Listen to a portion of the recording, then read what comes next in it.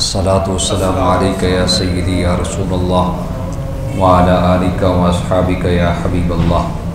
बतौफ़ीक़ बारी ताला माह रमज़ान मुबारक के हसीन मौसम में मैं और आप नमाज असर की अदायगी के बाद दर्स हदीस समाअत करने की सआदत हासिल कर रहे हैं। हुज़ूर रहमत कायनात सल्लल्लाहु अलैहि वसल्लम की ज़िंदगी हम सब के लिए बेहतरीन उसवा नूर है।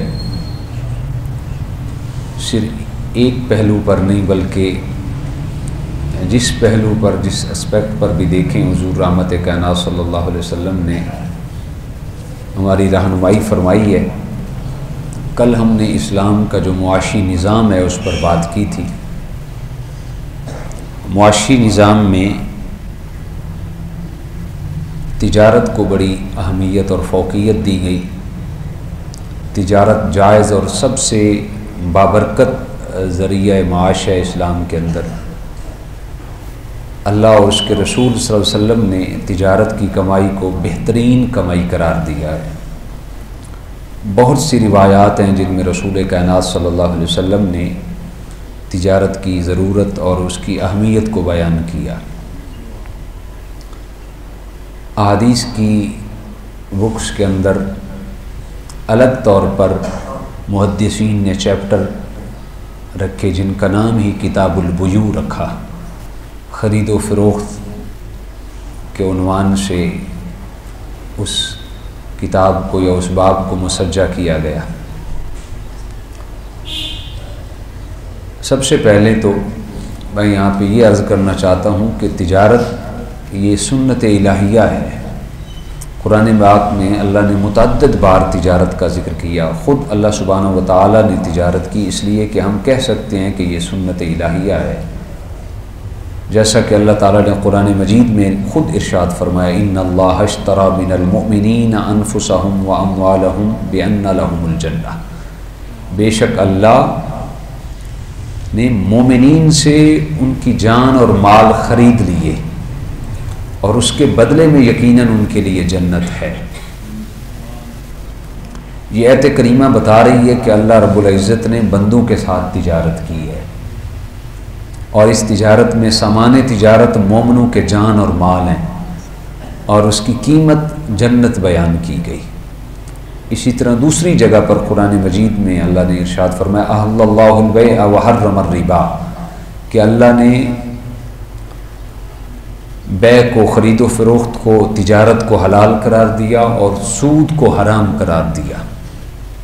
तिजारत में नफ़ा भी होता है और नुकसान भी, लेकिन सूदी कर्ज़ लेने वाले को नफ़ा हो या नुकसान, सूद खोर चाहे फ़र्द हो या बैंक, हर हाल में पूरी रकम वसूल करता है। इसलिए सूद जुल्म और मुफ्त खोरी की बदतरीन शक्ल करार दी गई।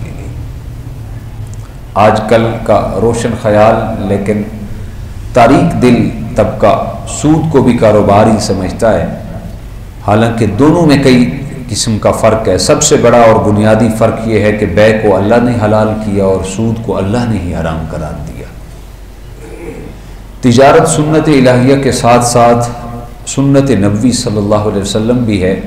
नबी रहमत सल्लल्लाहु अलैहि वसल्लम ने तिजारत से अमली ज़िंदगी का आगाज़ किया और अपनी अमानत व दयानतदार होने और बाअखलाक और काबिल एतमाद होने के तज़किरे किए। इसलिए हज़रत खदीजा तुल कुबरा रज़ी अल्लाह ताला अन्हा ने अपने तिजारती काफ़िले की सरबराही हुज़ूर रहमत कायनात सल्लल्लाहु अलैहि वसल्लम को ही सौंपी। यही वो तिजारती सफ़र था जो हज़रत खदीजा के आप पर एतमाद का बायस बना और फिर नबी करीम के साथ आपके रिश्ते का सबब बना। बहुत सारी रिवायात हैं जो बताती हैं कि आप लेन देन कैसे करते थे और कारोबारी मामलात हुज़ूर रहमत कायनात सल्लल्लाहु अलैहि वसल्लम कैसे तय फरमाते थे। आप सल्लल्लाहु अलैहि वसल्लम मामलात में इतने साफ़ और सुथरे थे कि कभी किसी को शक व शुबा तक भी नहीं होने दिया। हज़रत साहिब रज़ी अल्लाह ताला अन्हु जो ज़माना जहरियत में रहमत कायनात सल्लल्लाहु अलैहि वसल्लम के शरीक कार थे, वो लोगों से कहा करते थे मैं आपको अच्छी तरह जानता हूँ क्योंकि आप सल्लल्लाहु अलैहि वसल्लम मेरे शरीक कार रह चुके हैं।